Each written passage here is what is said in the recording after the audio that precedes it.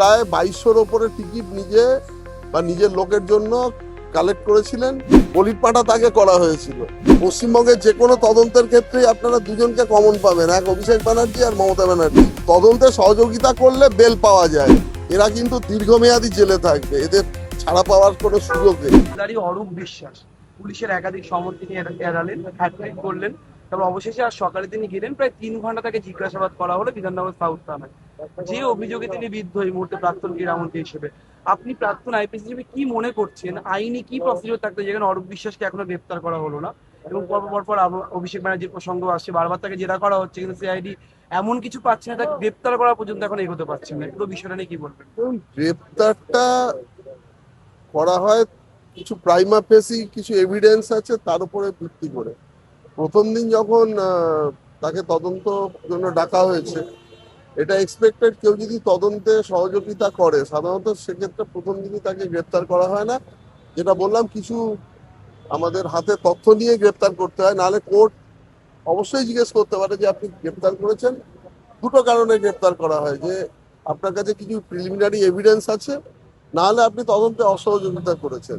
তো এক্ষেত্রে সেটা অবশ্যই সিআইডি, যেহেতু ইনি প্রাক্তন মন্ত্রী ছিলেন, তো সেই ব্যাপারটাকে যথেষ্ট বলতে পারেন যে খুব সেন্সিটিভ বিষয়, ওইভাবেই এগোচ্ছে। আমি কাউকে গ্রেপ্তার করে দিলাম, পরে কোর্ট থেকে স্ট্রিনজেন্ট কোনো কিছু অর্ডার এলো, সেটা তো উচিত নয়। তবে এটুকু বলতে পারি যে আমি যতটাই কেসটা জানি, তিনি প্রায় 2200-র ওপরে টিকিট নিজে বা নিজের লোকের জন্য কালেক্ট করেছিলেন, যেটা সম্পূর্ণভাবে অবৈধ। এবং মেসির যে এই পুরো ইভেন্টটা হয়েছিল, এটা পুরোটাই মানে তার একটা প্রোটোকল আছে। ইন্টারন্যাশনাল কোনো ইভেন্ট অর্গানাইজ করতে গেলে অর্গানাইজাররা প্রত্যেকটা প্রোটোকল কিন্তু তাদেরকে মানে গভর্নমেন্টকে ইনফর্ম করে, এবং গভর্নমেন্টকে সেই পুরো ব্যবস্থা করতে হয়। সেক্ষেত্রে এটা খুব আশ্চর্যজনকভাবে যাদের এই অর্গানাইজ করার দায়িত্ব ছিল, that is one is government মানে ক্রীড়া দপ্তর, এবং সেকেন্ড হচ্ছে আপনার হোম মিনিস্ট্রি অর্থাৎ পুলিশের।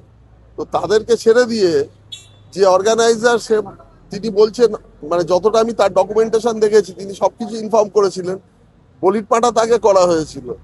তো সেই জন্য অবশ্যই অরূপ বিশ্বাস অ্যারেস্ট হবে, এ বিষয়ে কোনো সন্দেহ নেই, এবং এই বিষয়ে কোনোভাবেই উনি দায়িত্ব এড়াতে পারবেন না।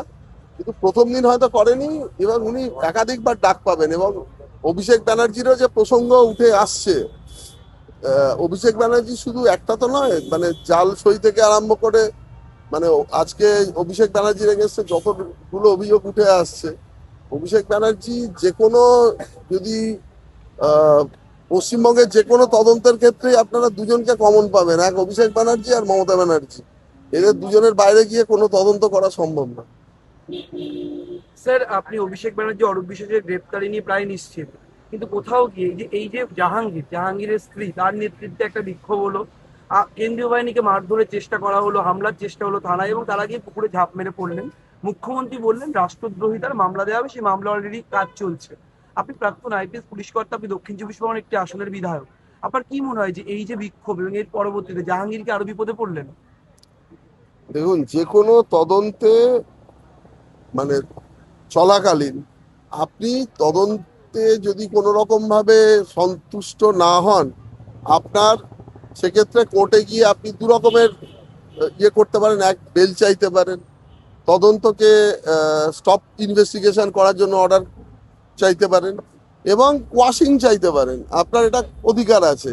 এটা না করে আপনি ওই যে এতদিন ধরে যেটা শিখিয়ে এসছে লোকজন নিয়ে গিয়ে হামলা করা, এই জন্য আমাদের সরকার যে নতুন আইন যেটা ব্যবহার করছে, যে যারা এইভাবে ভ্যান্ডালিজম করবে তাদের সম্পত্তি ক্রোক করে সেখান থেকে যা যা তারা নষ্ট করবে সরকারি সম্পত্তি বা পাবলিক প্রপার্টি, সেগুলোকে নিলাম করে দিয়ে, অকশন করে দিয়ে গভর্নমেন্ট সেটা কিন্তু কম্পেনসেট করবে। আপনারা এই ব্যবস্থাটা যেমন ইউপিতে চলছে আপনারা দেখেছেন, আসামেও চালু হয়েছে। আপনারা দেখবেন সময়ের সাথে সাথে একদম মানে সিধা, মানে একদম সিধা হয়ে যাবে। মানে এই যে পশ্চিমবঙ্গে এতদিন ধরে যে ললেসনেস চালিয়েছে, সেই ললেসনেস চালানোর কোনো উপায় কিছু থাকবে না। আপনি আন্দোলন করতেই পারেন, এর মানে এটাও নয় যে আপনি আন্দোলন করতে পারেন না। যে কোনো আন্দোলন করতে পারেন, সেটা শান্তিপূর্ণ মানে মিছিল করতে পারেন, আপনি প্রোটেস্ট করতে পারেন, কিন্তু ওই পুলিশকে বা কেন্দ্রীয় বাহিনীকে বা কোনো সরকারি দপ্তর বা কর্মচারীদেরকে অ্যাটাক করা, এই প্রবণতাটা কিন্তু, বা সরকারি সম্পত্তি ধ্বংস করা, বা ওই আগে দেখেছেন যে সিএ এর সময় যেভাবে ভ্যান্ডালিজম চালিয়েছিল, ট্রেন পুড়িয়েছিল, বাস পুড়িয়েছিল, মানে আমাদের ন্যাশনাল হাইওয়ে অবরুদ্ধ করে দিয়েছিল, এর ঘটনা পশ্চিমবঙ্গে থেকে একদম মিলিয়ে যাবে। মানে পশ্চিমবঙ্গে আপনারা এই ঘটনা দেখতে জাহাঙ্গীরের পাবেন বিপদ না। কি বাড়লো তাহলে আরো? অবশ্যই পারলো। আপনি তদন্তে সহযোগিতা না করে, তদন্তে সহযোগিতা করলে বেল পাওয়া যায়, মানে কোর্ট মানে কনসিডার করতে পারে।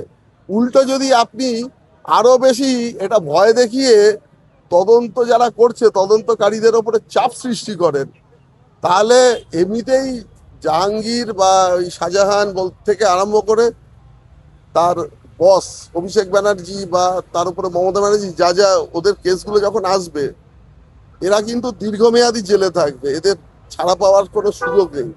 হয়তো পুরো গুছিয়ে ইনভেস্টিগেশনটা হচ্ছে এবং একাধিক তাদের এগেনস্টে অভিযোগ আছে, মানে এরা একবার ঢুকে গেলে কেউ বেরোতে পারবে না, এত সোজা না।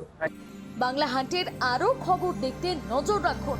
বাংলা খবর মানেই বাংলা হান্ট।